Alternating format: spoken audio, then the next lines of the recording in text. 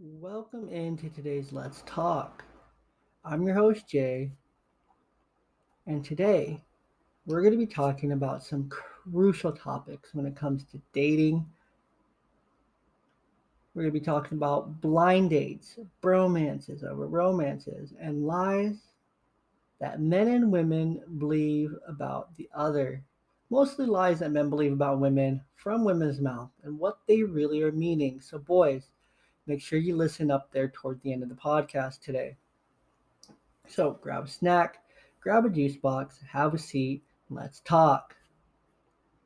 But before we get too far into it, have you ever wondered, I'm cooking, I need something more. I need something low sodium, no sugar, low calories, and just that's delicious. That's either just really solid flavor, something a little bit spicy, or some hot, something maybe Chipotle-ish. Well, I got the perfect thing for you. I got Danos. Yes, Dano seasoning, that yum yum, get you some. Little Timmy on the cover here. It's absolutely amazing. I've been using Danos well before they were a supporter of the blog and the podcast, and I love it. I love the stuff. I can't get enough. I put it on nearly everything. Danos makes a delicious vinaigrette for that pasta salad in the summertime.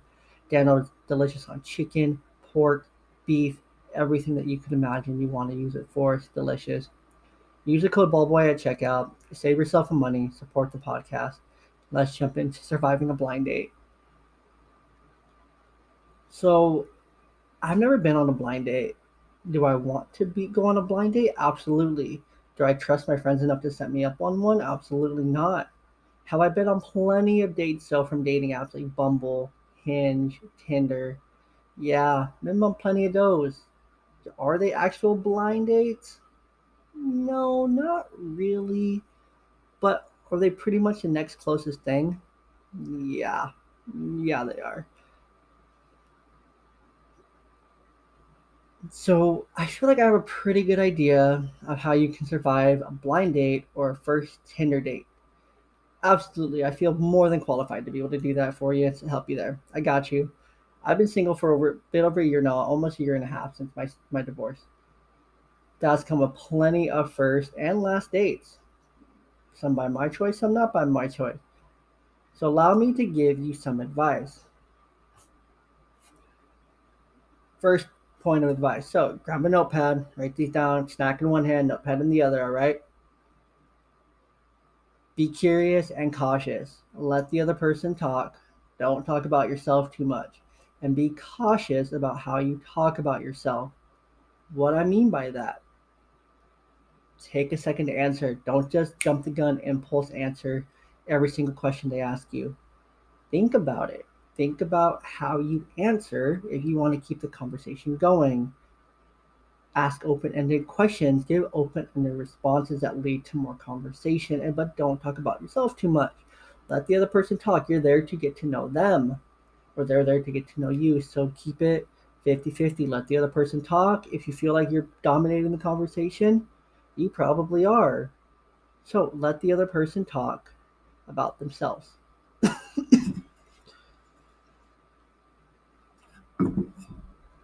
Skip dinner, skip the movies, skip the regular first date.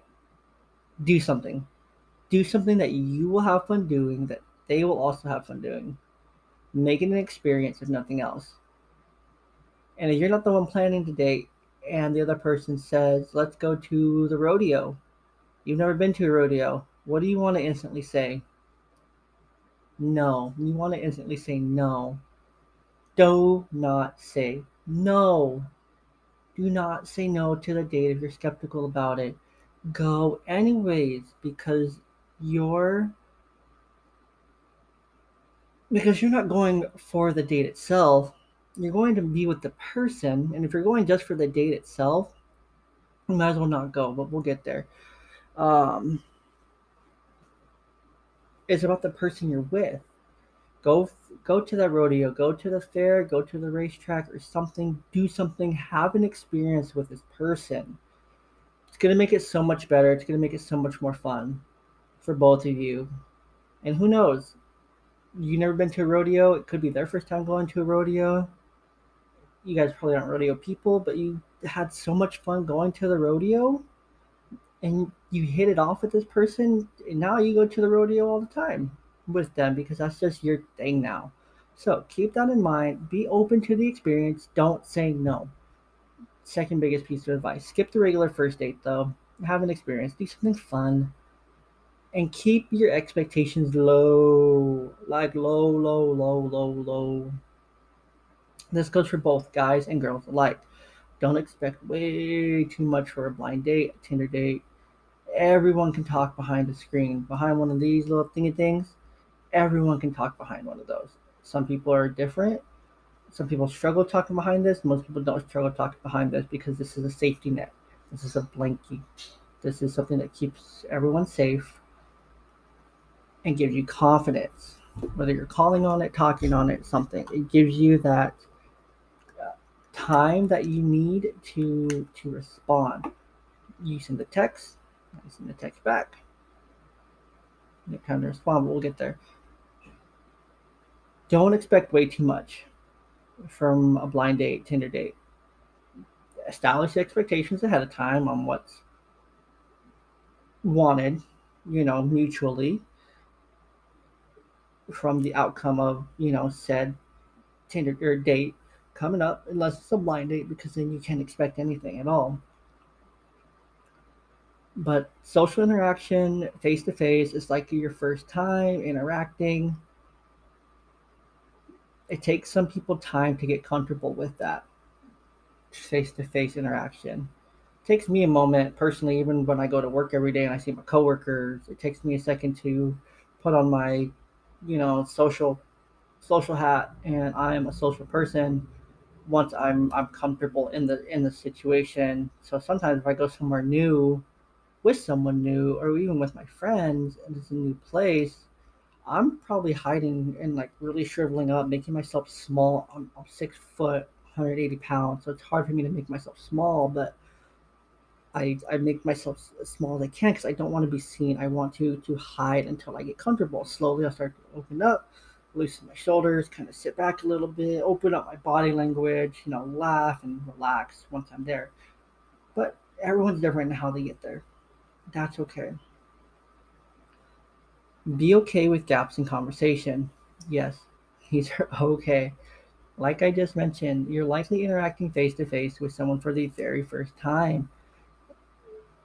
Sometimes you can't think or you get distracted. That's okay. It happens to me all the time, even while I'm recording, which is why I have to practice this ahead of time.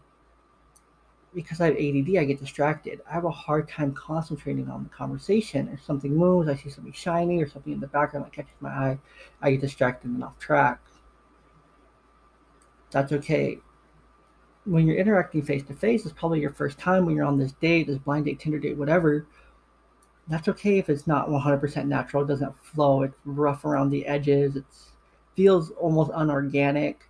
Probably because it is, and that's okay. That's natural.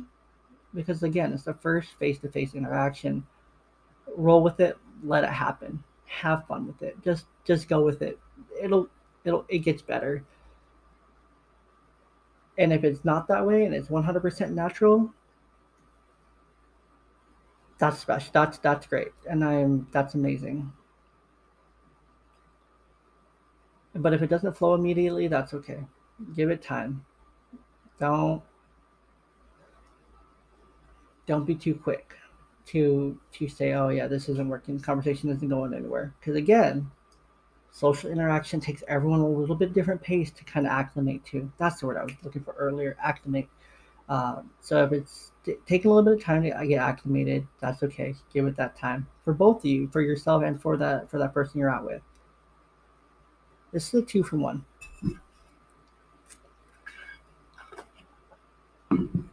Keep it short. Ditch the escape plan.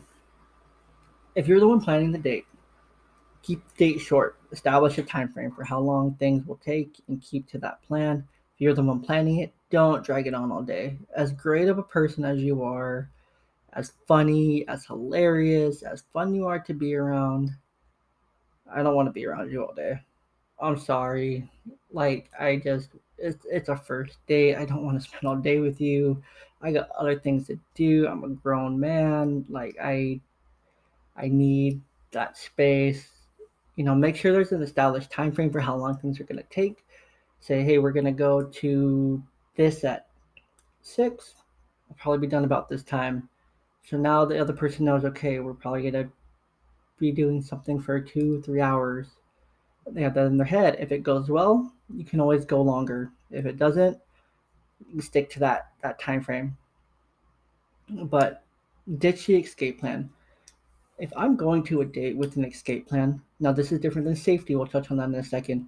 If I'm going to a date with an escape plan, I'm like, oh yeah, I'm gonna text my buddy and be like, yo, can you text me in an hour? Tell me that you really need me for some emergency. Call me, panic, whatever. Whatever the escape plan is, you usually see it on TV, but it happens in real life more often than you think that people talk about having an escape plan. And you might as well not go at all. What's the point of having a plan to leave in your head and ready, still going, when in the back of your head you're planning on leaving already? You're already 1 foot out the door before you even got there and gave it a chance. So ditch the escape plan. However, safety is super important. Share your location with a friend. Share it with someone you trust, someone that's close by that can get you that immediate help or be there quickly if you need them to. I do it all the time. Whenever I go out with someone new, it's a first date or whatever it may be, I share my location with one of my friends. Said, hey, I'm going to be here. I'm expecting to be here for this many hours. If I'm not back by this time, call me, check on me, kind of thing. Good friends will do that for you. And we all have at least one of those friends that'll do that. Last question, last point here for surviving that blind date, that Tinder date. At the end of the date, simply ask yourself, did you have a good time? Are they a good, decent person? Pleasant is the word I wrote in the show doc, but I don't really love how that fits there. But if both of those are a yes, you probably have enough reason to go on a second date, in my opinion.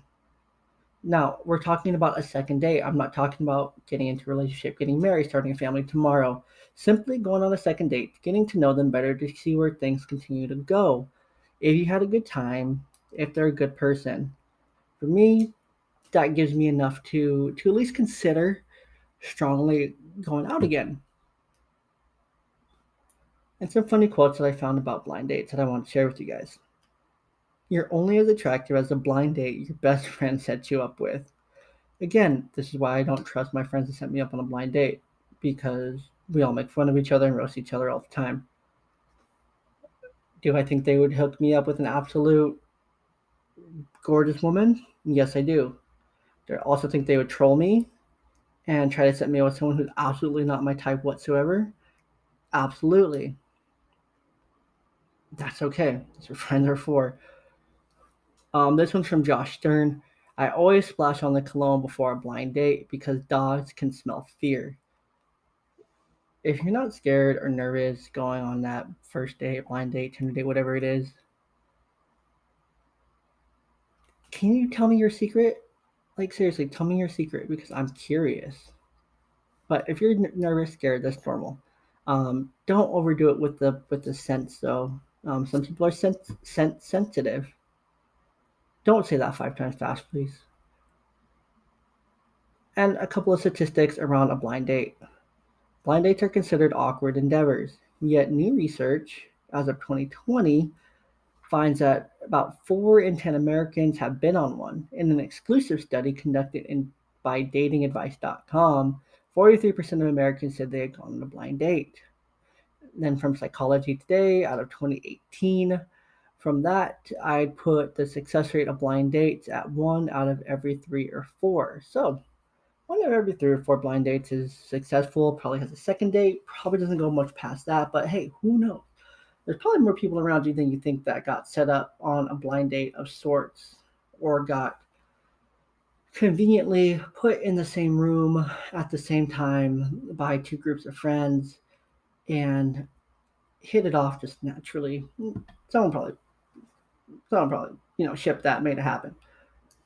So it's pretty plausible that the people feeling burnt out maybe realistic in their assessment that the blind date won't be pleasant. The date is probably unlikely to go well. That's according to psychology today. What do they know? They're just a bunch of psychologists after all. Um, that so that's how we can survive a blind date there. Think about that. That went way longer than I was expecting. So let's jump right over to our next topic of bromance over romance and why bromance is way better than romance. First point, I want to define what a bromance is. A bromance is a close, non-sexual relationship between two men. A bromance might start with admiration of something that the other man does, like his ability to shoot hoops, to talk to women, or succeed in business. The men enjoy hanging out with each other so much that it becomes a non-sexual infatuation. And then a romance, on the other hand, a feeling of excitement and mystery associated with love, a quality or feeling of mystery, excitement, and remoteness from everyday life. Basically, bromance is a guy best friend, someone that you have an emotional connection with, that's been there for you, knows what you enjoy, knows why you enjoy it, and knows how to bond to you and really speak to you in a way that a partner might not be able to, or a partner might not be able to yet. Straight men officially prefer bromance to romance, according to a new study in men and masculinities as of 2021. When researchers surveyed straight undergraduate men, they found that most guys reported their close friendships with other dudes were more emotionally satisfying than their romantic relationships. Now, pause. I'm going to play devil's advocate here. I 100% believe that your partner should be the first person you try to allow to bring you that emotional satisfaction. Yes, is that always the case for a man or woman? No, it's not. Communicate with your partner about this and know their feelings. Don't just go to your guy friend every time you're in emotional distress and you're in a long-term committed relationship. Go to your partner. Try to get that emotional connection there. If not, you probably have a lot of stuff to work on if you guys have been together for a while and you're still doing this. There's probably more of an emotional connection that you both need to work on. And that's okay. Work on it together. Figure it out. But figure it out. And make sure that there's an open line of communication about, there's some things that you are only going to talk about with your guy best friend. There's some things that she's only going to talk about with her girl best friend. Just make sure that you guys are both comfortable and on the same page about these things. And make sure that you're at least giving your partner that space and that opportunity to bring you that emotional satisfaction first before you go over to your bro and you leave that with them in that space. So just make sure that's communicated with your partner the best you can. The best explanation for a deeper bond that is a bromance often seems for a long-term acquaintance and a kinship based on mutual interest. In some cases, a guy best friend is someone that you've been friends with since you were little kids. I feel like I've known him forever. There's a level of familiarity often trumps the novelty of my recent hookup at the local bar or my recent Tinder date. There's just something there that's familiar. It's safe. Again, it's like a safety blanket. It's like that blankie or that little toy you carried around while you were at home or when you were a little kid. Same thing, just in the form of a person. And occasionally, our romantic relationships can be founded purely on physical attraction, not emotional compatibility. In other words, your girlfriend or partner might be smoking hot, but they don't know the first thing about cars or even respects that you have a passion for cars. That's not the case with your best bro, though. He knows you love cars and he's willing to spend the all afternoon in the hot sun with you trying to get the gear timing right on your transmission because he cares. Again, this goes back to that communication that I was talking about. If you love cars and your partner doesn't respect that you have a passion for cars, obviously there's the communication needed saying, hey, I love working on my car. Cars are fun. Me and Josh, we have a great time working on cars. Maybe your partner doesn't know that that's something you're extremely passionate about or understand like, oh, that is something that you're really passionate about, let me support you. One big piece of advice that I see all the time from long-term relationships that are like 10, 15, 20 years is that they try to be interested in things that their partner is interested in. They try it. They put the effort into trying to learn about those things and to get into them. It goes both ways. So guys, make sure you do it for your ladies as well. If she's coming outside to help you with your car in the hot sun, just because she cares and she wants to spend that time with you and create that bond, make sure you're doing the same thing for her. But at the end of the day, make sure that you're communicating that and being open to that, both sides of the partnership there. And just a couple quotes about bromances. Having a soulmate is not always about love. You can find your soulmate in a friendship too. And I don't know who said these because I couldn't find the author, but I love them so much. Um, a bromance is someone who can see the truth and pain in your eyes, even when you're fooling everyone else. And I was trying to find a female version, so I asked some of my female coworkers. I work with a lot of females. I'm like one of 3 guys in my office, so like 23. And so yeah, I have a lot of great resources for this kind of stuff. And so I asked them like, what's the girl version of like a bromance? And some of them were like, what's a bromance? And I'm like, does your boyfriend have anyone that he's like super close with? That's the guy. He's like, oh yeah, but that's bromance right there. They're like, oh, they're like, oh, that's a bestie, best friend, BFF, whatever they call it. So there is a female version to this. It's not as deep. It's not as great as ours. Us bros, we have a one size fits all name. It works for all of us. It works.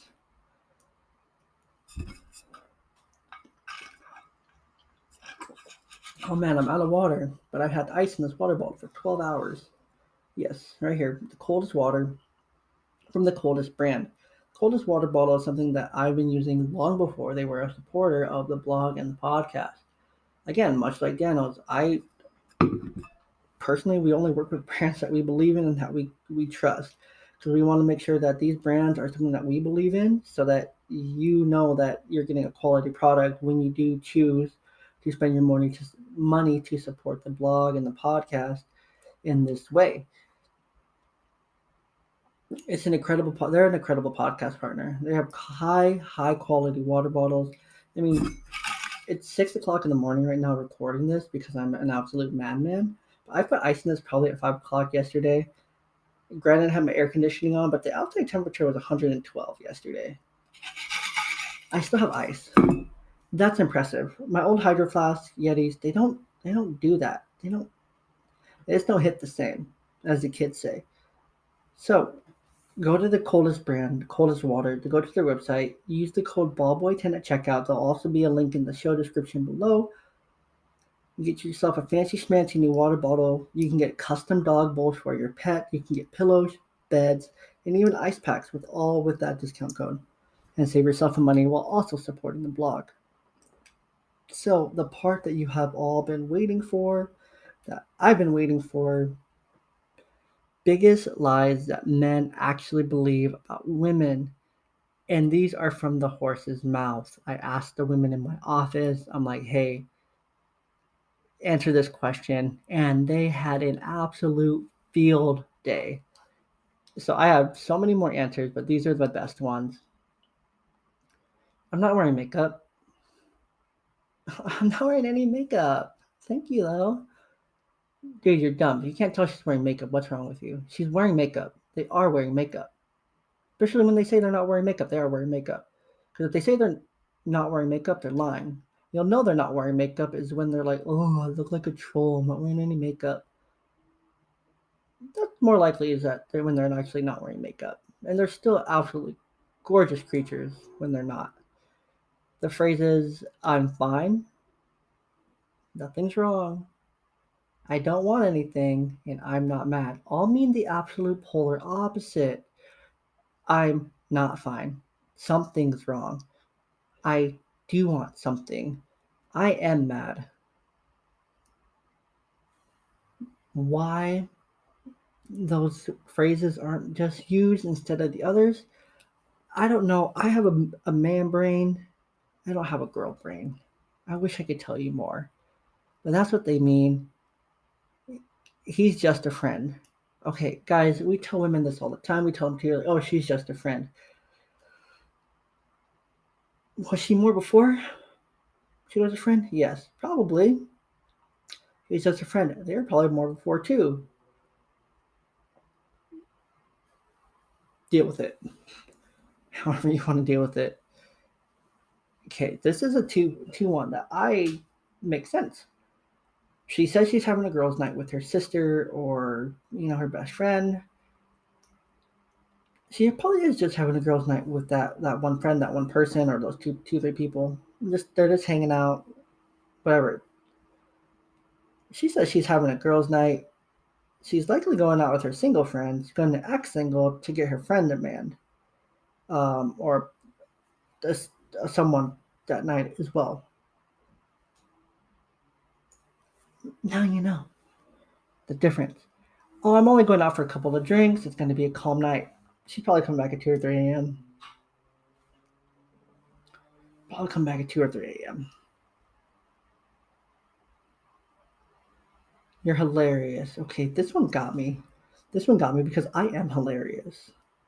And I make my coworkers laugh all the time. That's my most redeeming quality is my sense of humor at work. It's the only reason I'm kept around, I'm pretty sure. No, I'm actually a really hard worker and I do decent at my job. Decent enough, I think. I don't know. Um, but you're hilarious. This one got me. I'm like, wait, what do you mean? They're like, if I'm gonna laugh, I'm gonna laugh if I think it's funny. If I don't think it's funny, I'm gonna say you're hilarious. But I'm not gonna be laughing.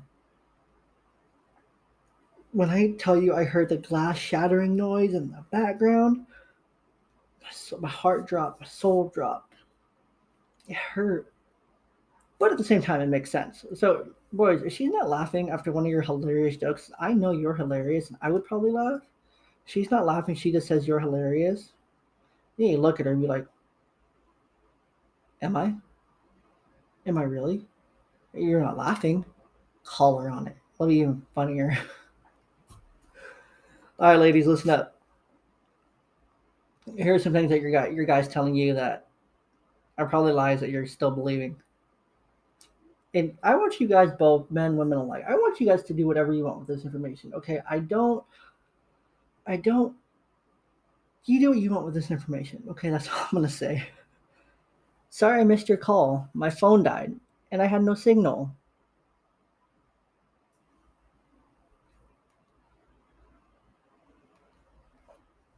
That's what he just did. He looked. He saw the call. He didn't want to talk to you in that moment for whatever reason.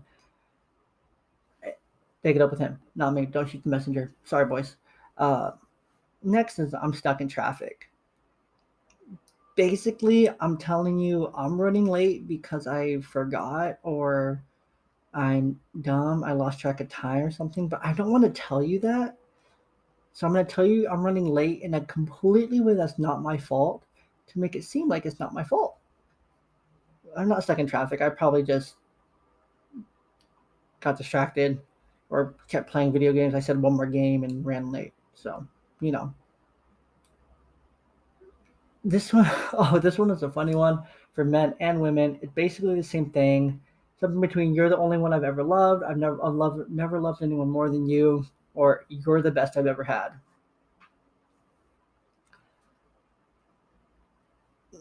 Moving on. Think about that one, boys. They're on to us. When we say, "Of course I like your friends," do you? I mean, you might like their friends. If you don't, that's probably better because you don't want to like her friends and then her worry about something else. The game is almost over, guys. Just tell her what you want. You want to stay for another game or you want to hang out longer because she probably looked up the game, saw that it was over. You can tell you're still out with your boys, hanging out. Just tell her. That's all. That's all. Just tell her. We're gonna keep the video going. I'm gonna have to Take a quick break on Anchor. So we're gonna keep recording now on Anchor. So welcome back. Hope you enjoyed that quick little ad break. We ran over the 30 minutes. I was really trying to squish this into 30 minutes, but that's okay that we didn't. So where we left off on Anchor is that the game is almost over. Guys, the game's over or just one more game, just tell her that you want to stay for another beer to hang out with your friends longer. She's probably going to be okay with it. You just got to tell her. And again, the reason I brought up these 2 points of romances, these hidden meetings, is so that you can understand communication a little bit better with your partner and while dating and while starting a new relationship even. Good communication is the bridge between confusion and clarity. That's from Nat Turner. The most important thing in communication is to hear what isn't being said. That's from Peter Drucker. A relationship without communication is just two people. I've been in those situations where it feels like it's just two people, where there isn't that communication, where there isn't that bridge, and it's not fun. And I get it. It's hard to establish, but work on it. I promise it's worth it. And I really hope you enjoyed your snack and your juice box and you had a fun talk with me today. I hope you had some laughs. I hope you had some fun. I hope you are now slightly more prepared for your next Tinder date or blind date. I hope you ask your friends to set you up on a blind date because you are going to absolutely crush it. Ask them to set you up. Be like, yo, set me up. And they'll be like, why? Because I just listen to Young Dad podcast. I got these tips and tricks. And I'm going to crush that first date. So you're welcome. Or go on that Tinder date. It's Friday. Go on that Tinder date because YOLO. And what else do you have to do with your Friday night? Homework? Study? Nothing? Watch Manifest on Netflix because it's a really good show. Okay, I know I just gave you great options. You're prepared. Go crush it. I hope you understand your bromance better and your romance better. And you're able to communicate those things with your partner. And now you're able to know what's also really being said by your partner when he or she says certain things. And lastly, if you haven't subscribed yet, go ahead and do that now. If you haven't followed on Instagram or Twitter, that's okay. Go ahead and search for @YoungDadPod on Instagram and Twitter. And if you're a baseball fan, check out ballboyblog.com for great baseball content. That's all, folks. Thanks for coming in. We'll see you next time. Just to end here, Aaron and I are working on the first episode of the actual Young Dad Pod. We've had some difficulties. We've had some birthdays and family things come up, so we're getting there. We're really hoping for August, beginning of August, to be our first launch for the Young Dad Pod, and we're super excited. So stay with us, enjoy our Let's Talks, and again, have a great day. Happy Friday, happy weekend. Take care. Until next time.